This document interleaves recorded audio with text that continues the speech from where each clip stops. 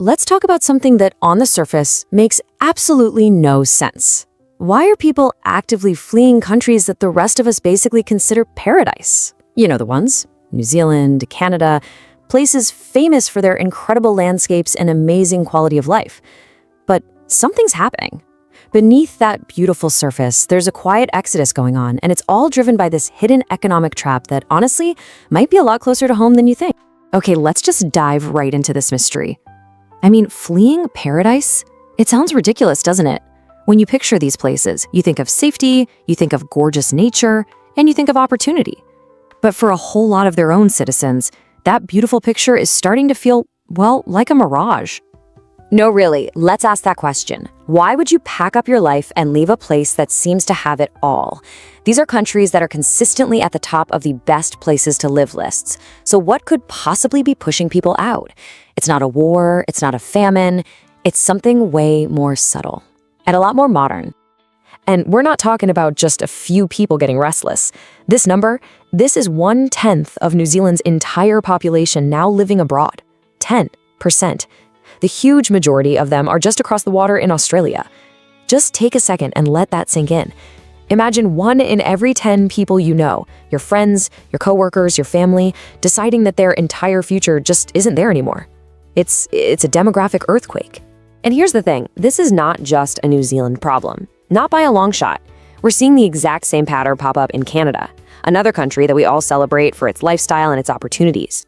Ambitious, talented Canadians are also packing their bags in bigger and bigger numbers, looking for something that their beautiful home just can't seem to give them anymore. That tells you this isn't some local issue. It's a symptom of something much, much deeper. So, what is this culprit? If it's not the quality of life, and it's obviously not the scenery, what is driving all of this? The answer is this powerful and kind of invisible economic force. It's called the productivity trap. And once you get your head around it, this whole mystery of people fleeing paradise, it starts to make a scary amount of sense. So what in the world is this trap? Well, in a healthy, booming economy, money and investment flow into what we call productive assets. You know, things like new factories, groundbreaking technology, R&D, stuff that actually creates new products, high-paying jobs, and real tangible growth. But in a productivity trap, all that money, all that capital gets diverted into non-productive assets. And the biggest, greediest one of all? Housing. And this quote, wow, this just nails it. Imagine a whole national economy that basically just becomes a giant real estate market with a flag. You're not really creating wealth by inventing new things to sell to the world. You're creating wealth because the price of the house down the street just keeps going up. It gives you this illusion of prosperity, but it's a hollow boom. It doesn't actually build a future. Let's break that down. You've got 2 paths here. On one side, you have a truly productive economy. It's all about innovation, exports, creating new tech that leads to great high-wage jobs. This kind of economy is like a magnet. It pulls in skilled, ambitious people from all over the world. But then you've got the other side, the housing-dominated economy. Its main focus? Asset inflation. It doesn't make new technologies, it makes housing bubbles. It doesn't create tons of high-wage jobs, it just makes existing property owners richer. And this is the key, it doesn't attract talent. It pushes its own talent out the door. And this whole thing creates this dangerous, vicious cycle. It starts when housing prices just go to the moon. All the smart money, all the capital floods into real estate because it looks like a sure bet. But that starves the actual productive parts of the economy.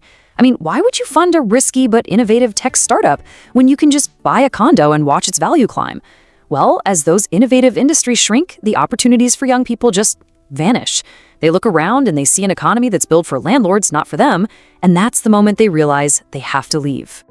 And we absolutely cannot forget that this isn't just some abstract economic model we're talking about. This cycle has a very real, very profound, and deeply personal human cost. At its heart, this is a story about a whole generation of young people who feel like exiles in their own home. Just think about that phrase for a minute. A country's most valuable export becomes its own future. This brain drain isn't just a buzzword, it's the ultimate consequence. A nation spends decades educating its youth, its doctors, its engineers, its creators, only to watch them pack up all that talent, all that energy, and all that potential and take it to another country that can actually offer them a future. It's an absolutely massive loss. So what is it that they're really looking for when they go abroad? They're not leaving because they hate their country. In fact, most of them leave with a really heavy heart. They're leaving because they are searching for something absolutely fundamental, something that has just disappeared from the landscape back home. It's that simple, and it's that powerful. Opportunity. The chance to build a real, meaningful career. The chance to actually use the skills and education they worked so hard for. The chance to, afford a life. And yes, eventually buy a home in a place where their hard work actually leads to progress. They are leaving to find the very dream their home countries used to promise but just can't deliver anymore. And look, this isn't just a feeling people have or a few stories here and there. The data paints a picture that is impossible to ignore. This chart shows you the emigration rates for young people, and you can see it right there. This isn't just a small trickle of people leaving. For the younger generation, it has become a flood. And the consequence of this massive exodus is a huge shift in the country's demographics. When all the young, ambitious people leave, who's left? You end up with an increasingly older population, and that creates these giant structural problems. You've got a shrinking tax base trying to support growing healthcare and pension costs, but it's more than just numbers on a spreadsheet. The energy, the dynamism, the innovation that young people bring to a society, all the new ideas, the new businesses, it all just starts to fade away. So where does this road actually lead? What's the final, sobering verdict for a country that gets caught in this productivity trap? Well, the end game is a society that looks really prosperous on the outside, but it's been completely hollowed out from within. It creates a future that is really only built for a select few. And here's the first half of that verdict. The country is still a beautiful, desirable place to live, but only if you've already made your money somewhere else. It basically transforms from a place of production and opportunity into a place of consumption and lifestyle. It's a safe place to park the wealth you already have, not a dynamic place to create new wealth. And here's the second, and honestly, the more chilling part of that verdict. Who provides all the services for this wealthy, aging population? Well, it falls to the people who can't afford to leave, or a rotating cast of temporary workers, often on shaky visas with no real path to ever becoming a citizen. This creates a stark, two-tiered society, a permanent wealthy owner class and a temporary low-wage service class, with the middle class getting squeezed out of existence. So let's just put all the pieces together.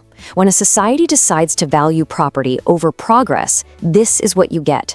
The nation's youth is forced to look for prosperity somewhere else. An aging population is left behind. Wealth gets concentrated in property, not in progress. And that beautiful country, it risks becoming a gilded cage. It's lovely to look at from the outside, but it offers no real future for the people born inside it. And this all brings us to the final and maybe the most important question. This isn't just a story about New Zealand and Canada, right? This is a cautionary tale. So look around your own country. Are housing prices completely disconnected from what people actually earn?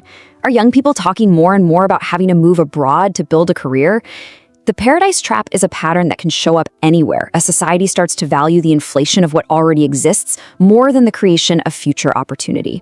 The real question is, are we paying attention?